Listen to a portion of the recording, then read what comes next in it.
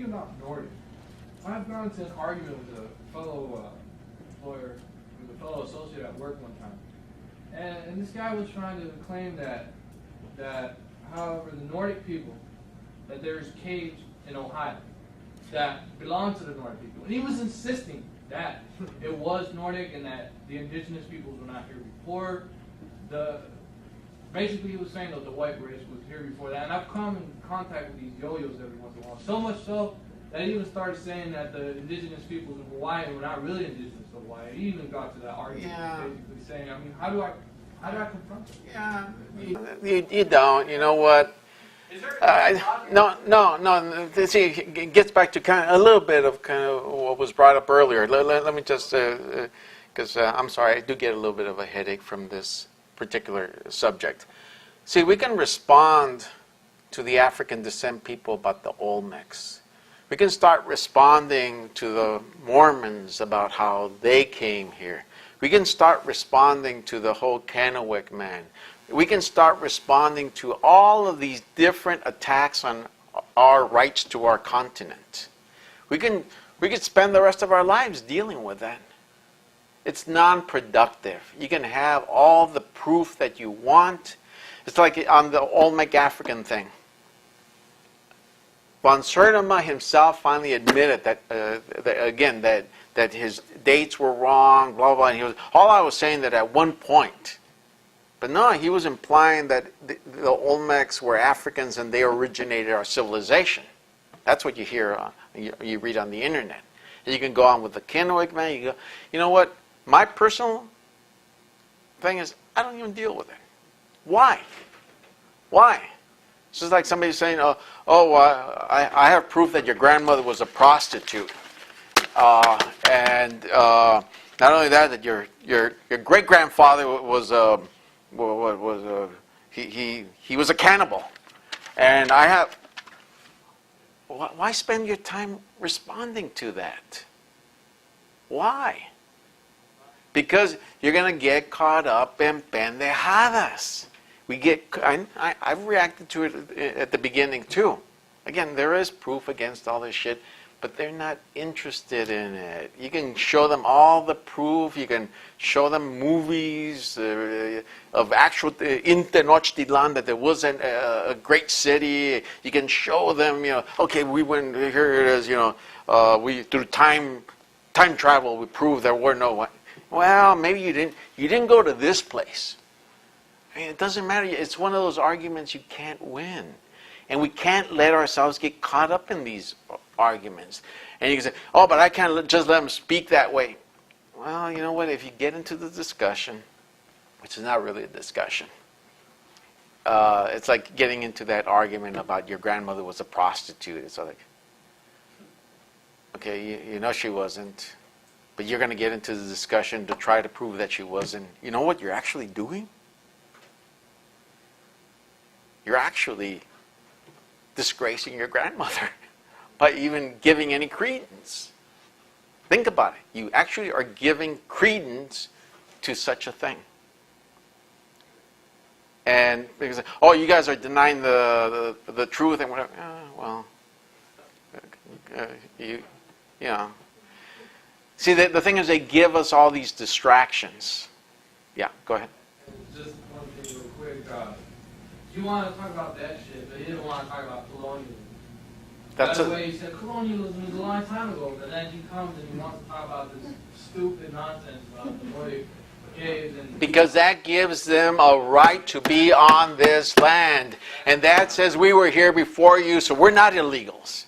So yeah, I know the fucking arguments, but the thing of it is, then we're going to spend the rest of our lives just, well, you weren't here first. Oh, yes, we were here first. Oh, yeah. Instead of talking about, how about 95 million people killed? How about the fact that all our land was stolen? How about the great cities that we had? How about the accomplishments of our people? How about, we can go on. That's what we need to know. We don't need to know, what was Superman's real name. We don't need to know, I mean, it's got nothing to do with anything of what we're talking about. And you can't allow yourself to be diverted or get caught up in these arguments. Like people tell me about, oh, I read on the internet. I said, man, I stopped reading that shit years ago.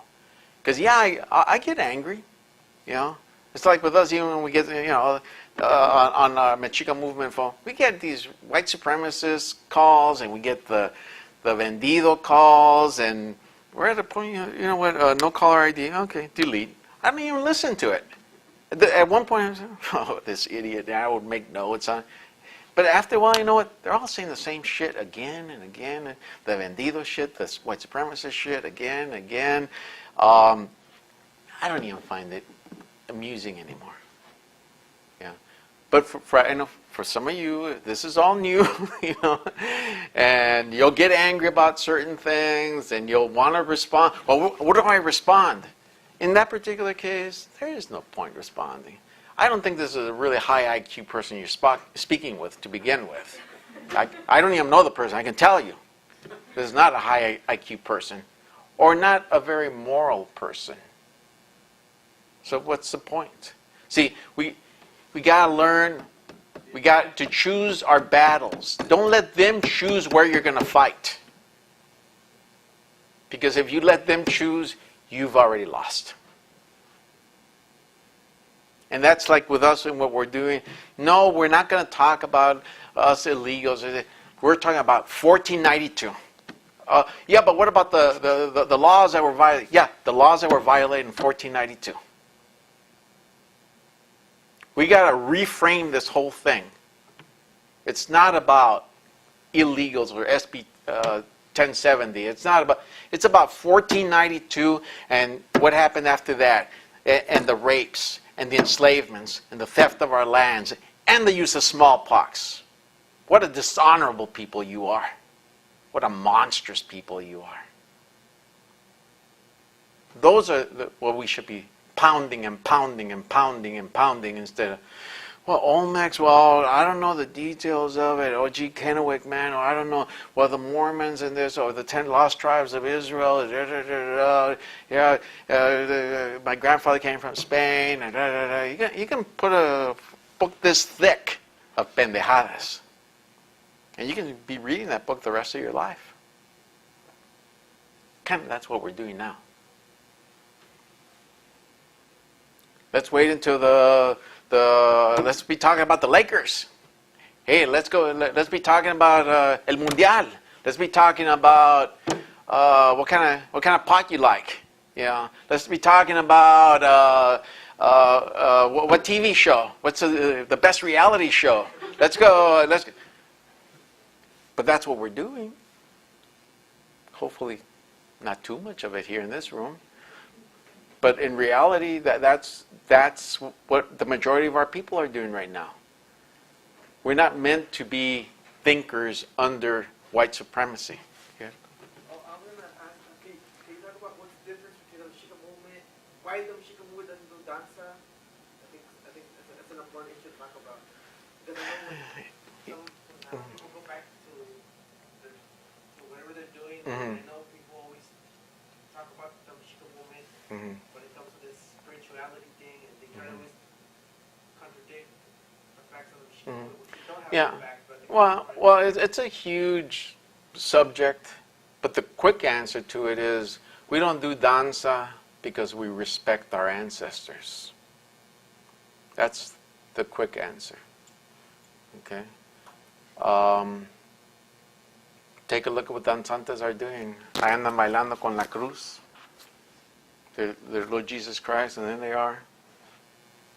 Or the one that Neliolo and I saw out in Baldwin Park, where all the groups of danzantes from the LA area, and they got the copal, and they took the American flag to bless it.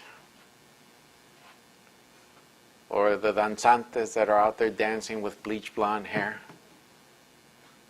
Or which might report in terms of this Capitan Aguilar in San Diego going on about we are Latinos because we speak Spanish, and Spanish is derived from the Latin language, and that's why we're Latinos. Again, it's kind of like the other argument. You know, it's kind of like In how many ways are what danza is doing a bunch of pendejadas, a bunch of sacrilege, dishonoring the warriors, dishonoring the rituals and ceremonies of our people. And to claim themselves warriors, and you never see them actually confronting or defending.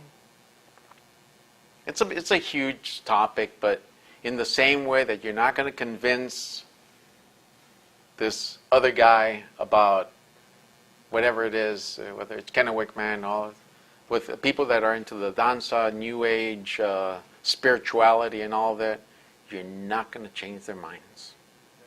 It's not. There is no point to, we bring it up mostly because there are young people who think that somehow that's part of what Mexica movement is about.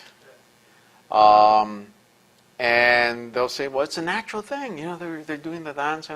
Well, you know what, if it's part of folclórico, como el ballet folclórico de Mexico, and they say, well, this is more or less the way we think the danzas were, and con luz y humo, and the beautiful colors and all that, to present un folclórico de cómo eran los aztecas, Well, it's theater.